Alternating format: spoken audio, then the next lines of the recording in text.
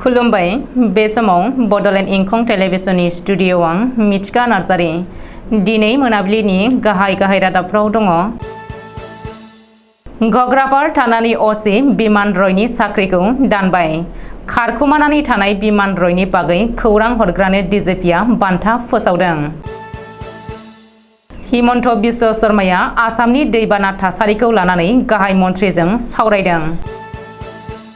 मक्कायाव आसामनि गुबुन सासे हज दावबायारिनि जिउ खहा।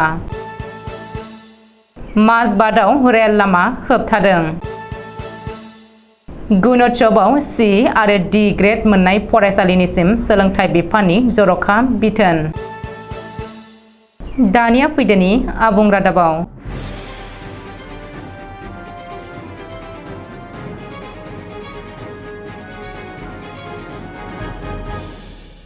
गग्रापार थानानि असी बिमान रयनि साख्रिखौ दानबाय एबा डिसमिस खालामबाय। डिजिपि जिपि सिंहआ बिमान रयनि साख्रिखौ डिसमिस खालामदों। जिपि सिंहआ टुइटाराव टुइट खालामनानै बे बाथ्राखौ मिथिहोदों। बेनि सिगां बिमान रयखौ सासपेन्ड खालामनाय जादोंमोन। मख'नो गोनांदि गग्रापार थानानि लकआपआव सासे उन्दै बैसोनि सिख्लाखौ लांथिया खालामनानै मबाइलाव अजद गोनां सावगारि सेबखांनाय अजद सिखांनायनि उनाव लाइमोन सिख्लाया एजार होनाय बायदियै बेनि हेंथायै नलबारि थानायाव पक्स' आइननि सिङाव केस रेजिस्टार खालामनाय जादों आरो डिजिपि जिपि सिंहनि बिथोन बायदियै डिआइजि ब्रजेनजित सिन्हाया बेनि बागै खौरां लायो आरो सरासनस्रा नायबिजिरनायाव मोननाय रिपर्टखौ गथायनायनि उनाव गग्रापारनि असी बिमान रयखौ सासपेन्ड खालामनायजों लोगोसे बे लाजिनांथाव हाबायाव लोब्बा थानाय एसआइ बिशाल काश्यपखौ रिजार्भ क्लज खालामनानै होनाय जादोंमोन। बेनि उनावनो बिमान रयआ खारखुमादों। जाउनाव बिमान रयनि बागै खौरां हरग्रा सुबुंनो बान्था फोसावनानै डिजिपिआ टुइटाराव टुइट खालामदोंमोन। नाथाय हरनि समावनो डिजिपिआ गोदान टुइट खालामनानै बिमान रयनि साख्रिखौ डिसमिस खालामबाय होननानै फोसावदों। रिपर्ट बायदिब्ला पुलिसआ बिमान रयखौ नागिरनानै नलबारिनि गुबुन जायगायाव सार्च अपारेशन खालामदों। नाथाय बे खौरांखौ सुजुनाय समहालागै बिमान रयनि जेबो गुमुर मोननो हायाखै। अदेबानि नलबारि जिल्लानि गग्रापार पुलिस थानायाव जानाय बे जाथाया आसाम पुलिसनि थाखाय लाजिनांथाव जाथाय होननानै डिजिपि जिपि सिंहआ बुंदों आरो ससियेल मिडियायाव आसाम पुलिसनि मान सन्मानाव दागो फोनाङा होननानैबो डिजिपिआ बुंदों।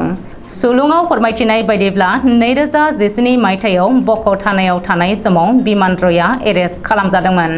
पुलिसजों हमजानाय ट्राक दिहुननानै हरनायनि मुङाव घुस लानायनि थाखाय बिमान रयखौ भिजिलेन्सआ एरेस्ट खालामदोंमोन। बिमान रयआ 50,000 रां दाबि खालामदोंमोन आरो 10,000 रां घुस लानानै ट्राकखौ उदां खालामदोंमोन। ओरैहाय बिमान रयनि साख्रिखौ डिसमिस खालामनायनि उनाव गग्रापार पुलिस थानायाव गोदान असी थिसनदों। निर्मल बिश्वासखौ गग्रापार थानानि गोदान असी महरै थिसनबाय होननानै मिथिनो हादों। आसामाव सोलिगासिनो थानाय आथिखाल दैबानानि थासारिखौ लानानै गिबि मन्थ्रि डक्टर हिमन्त बिश्व शर्माया गाहाय मन्थ्रि नरेन्द्र मदिखौ लोगो हमदों। गिबि मन्थ्रिया बृहस्पतिबारखालि गोदान दिल्लीयाव थांनानै गाहाय मन्थ्रिनि सोरखारि न'आव गाहाय मन्थ्रि मदिखौ लोगो हमनानै आसामनि आथिखाल दैबानानि थासारि आरो सरासनस्रा रायजो राजाफ्रा सैनांनाय थासारिखौ फोरमायथिहैदों। बबेखानि गिबि मन्थ्रिया लोगो हमनानै बेबायदि फोरमायथिनायनि उनावनो गाहाय मन्थ्रिया दैबानायाव खहा जानाय आरो सैनांनायफोरनि सुंथानायनि थाखाय मिरु सोरखारनिफ्राय मदद हरनो थाखाय खोथा होदों होननानै मिथिनो हादों। नाथाय गाहाय मन्थ्रि नरेन्द्र मदिखौ आसामनि दैबानानि थाखाय जेबो रोखोमनि जर'खा पेकेज फोसावाखै। आसाम सोरखारा लानाय माखासे जौगाथायारि बिथांखिफोरनि बागैबो गिबि मन्थ्रिया गाहाय मन्थ्रिनो फोरमायथिदों। मख'नो गोनांदि गोदान दिल्लीयाव गाहाय मन्थ्रिखौ लोगो हमनानै आथिखालनि दैबाना आरो अलखद थासारिजों सैनांनाय आरो रायजो सोरखारा लानाय बिथांखिफोरनि बागै सावरायदों होननानै गिबि मन्थ्रि डक्टर हिमन्त बिश्व शर्माया टुइट खालामनानै मिथिहोदों। मक्कायाव आरोबाव गुबुन सासे आसामनि हज दावबायारिनि जिउ खहा। मक्कायाव हज दावबायनो थांनाय आरोबाव सासे हज दावबायारिनि जिउ गोमादों। मक्कायाव जिउ गोमानाय आसामनि गुबुन सासे हज दावबायारिखौ शिबसागर जिल्लानि मुजिबुद्दिन आहमेद होननानै सिनायथिनो हादों। मुजिबुद्दिन आहमेदा सोलोंथाइ बिफाननि आजिरा मोननाय सासे मावफारियामोन। बेनि सिगां थांनाय 28 जुन खालिबो शिबसागर जिल्लानि गुबुन सासे हज दावबायारिया मक्कायाव जिउ गोमादोंमोन। मुजिबुद्दीन आहमेदनि सिगां शिबसागर जिल्लानिनो सन्जीब बरा मुंनि सासे हज दावबायारिया मक्कायाव जिउ गोमादोंमोन। मख'नो गोनांदि शिबसागर जिल्लानिफ्राय देग्लाय सानै हज दावबायारिया मक्कायाव जिउ गोमाबाय।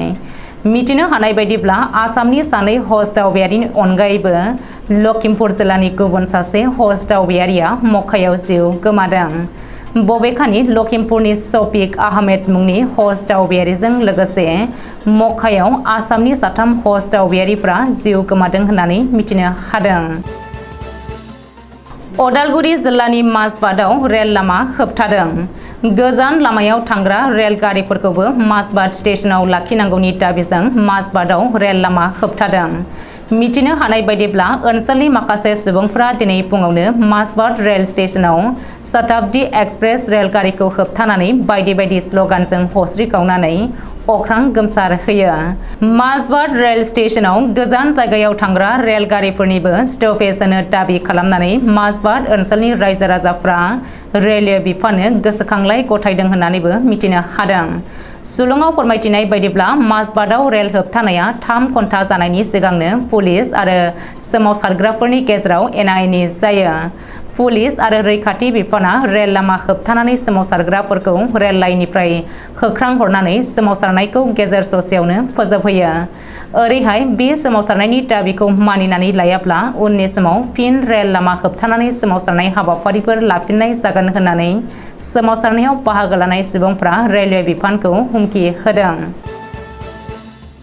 गुणोत्सवआव लोरबां फिथाइ होनाय एबा मोजाङै दिन्थिफुंनो हायै फरायसालिफोरनि हेंथायै गोख्रों राहा लादों रायजोनि सोलोंथाइ बिफाना। सोलिफु बोसोरनि गुणोत्सवनि रिजाल्ट फोसावनाय बायदियै C आरो D ग्रेड मोननो हानाय गासैबो फरायसालिफोरनिसिम सोलोंथाइ बिफाना जर'खा बिथोन जारि खालामदों।